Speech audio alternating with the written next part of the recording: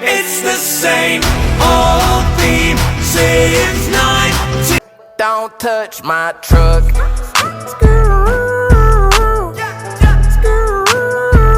Don't touch my truck.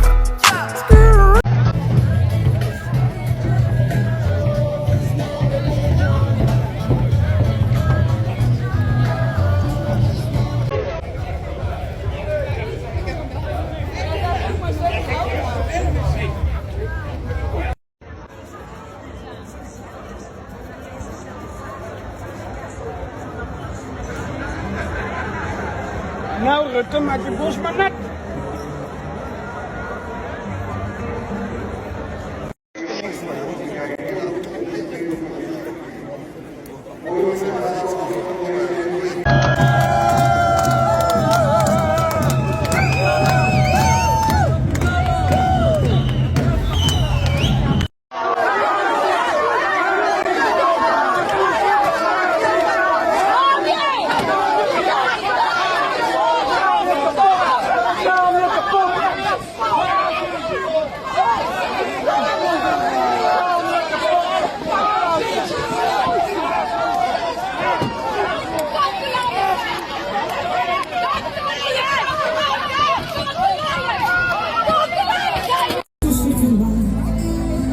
Geen kroeg meer binnen, want Hugo neemt je alles af als ze denken zo te winnen.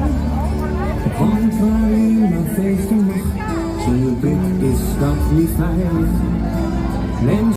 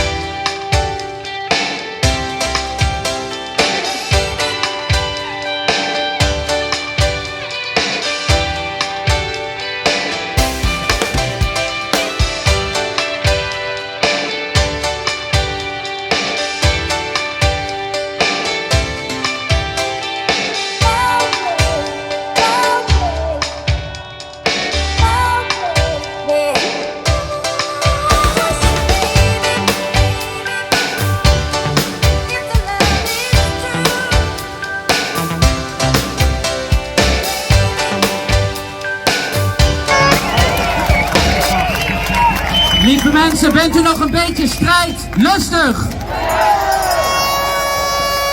Heel goed. Heel goed, dat ben ik namelijk ook. Hoewel ik afgelopen zomer ook wel een moment heb gehad dat ik een beetje somber en moedeloos werd. Vanwege alles wat er om ons heen gebeurt, iedere dag opnieuw. Die aanval die wordt ingezet op onze fantastische boeren die voor ons voedsel zorgen. De aanval op onze cultuur en identiteit door ons land doelbewust te laten overstromen met kansarme asielzoekers. En door onze welvaart, onze zuurverdiende centen, onze koopkracht in rook op te laten gaan door het krankzinnige klimaat- en energiebeleid.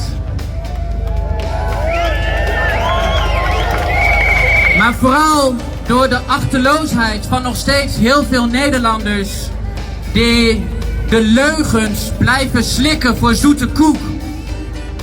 Die blind lijken te zijn voor de ware oorzaken van de ellende waar we in zitten.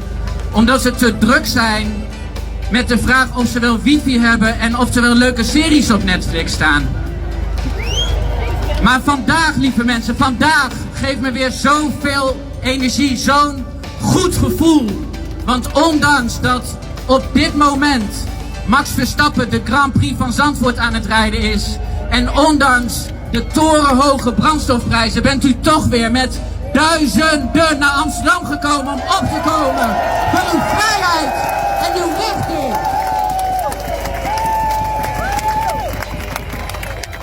En na vandaag is mijn batterij weer voor 100% opgeladen om de strijd aan te gaan met die globalistische landverraders die ons dit aandoen.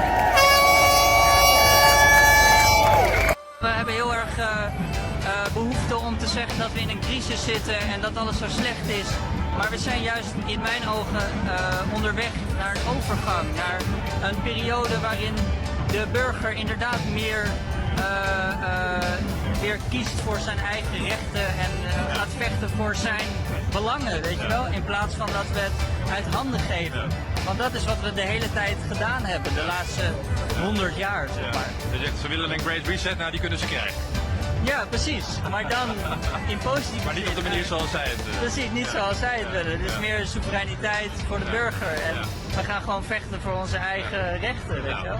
Prime Minister Boris Johnson paid a surprise visit to President Zelensky and told him straight up, even if Ukraine is ready to sign some agreements on guarantees with Putin, they are not. He went there to sabotage the peace deal. US Secretary of State Antony Blinken was also cold on the idea of a peace deal because they thought early reports of Ukrainian victories on the battlefield, which we now know were somewhat fancifully exaggerated by the media, meant the war could be prolonged. 3 days after Boris Johnson's surprise visit, the Istanbul peace deal was dead. Quite convenient for Boris, the continuation of conflict providing a useful distraction from his Partygate scandal, but this war could have been over within weeks of it beginning nearly 5 months ago. But it didn't happen because certain forces didn't want the war to end. It's a scam. All this misery we now face due to this war. People literally freezing to death because they're unable to afford the heating bill. 3/4 of British pubs facing permanent closure, ripping the heart out of communities. Half the country entering fuel poverty. A quality of life permanently deformed. Living standards crushed. Destitution, depression, suicide. All of that could have been avoided with this peace deal. But no, the regime wanted the war to go on. And how dense is the population letting all this happen right under their noses? I got this electricity bill today. How in the name of God is this possible? Oh gee, I wonder. It really is a mystery. Maybe if you'd actually questioned what your own governments were doing, instead of being more concerned with feeling smug about yourselves by flying your little flags, maybe your business wouldn't be going to the wall right now. The German foreign minister just came out and admitted she doesn't care what the German people think.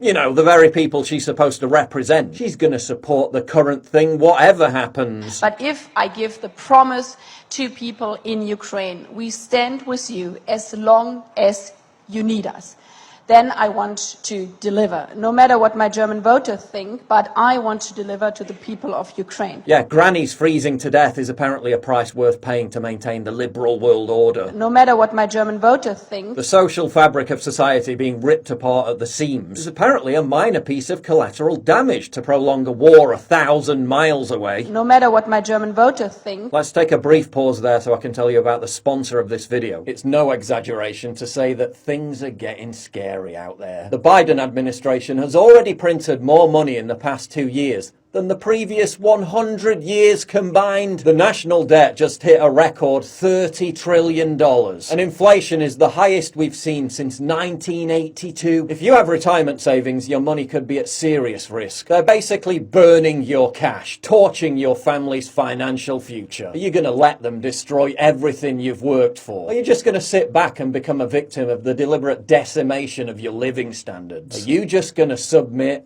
and eat the bugs? Don't do that. Or are you going to take positive action by safeguarding your economic security? Talk to my friends at Goldco to see how you can protect your retirement with gold and silver before it's too late. Go to paullikesgold.com. Ending our dependence on Putin's hydrocarbons. Oh yeah, we're no longer dependent on Russian gas. We're just dependent on Chinese gas that's coming from Russia. Meanwhile, the Russian state-backed energy firm Gazprom just announced record profits. It's a scam. Boris Johnson's got the nerve to insist that Brits just blithely accept exorbitant energy bills to support the current thing. If we're paying in our energy bills for the evils of Vladimir Putin, the people of Ukraine are paying in their blood. After he sabotaged a peace deal that would have averted all this. We're paying higher energy bills and still using gas that originated in Russia. Is this really about Putin or Russia? Or is it about the long-term agenda to lower our standards of living? To fool us into accepting the Great Reset without a whimper of dissent? Why do you think people in the UK and Germany who are planning to protest against obscene energy costs are already being demonised as domestic extremists way in advance of any demonstrations even taking place? It's all a setup. It's all a scam.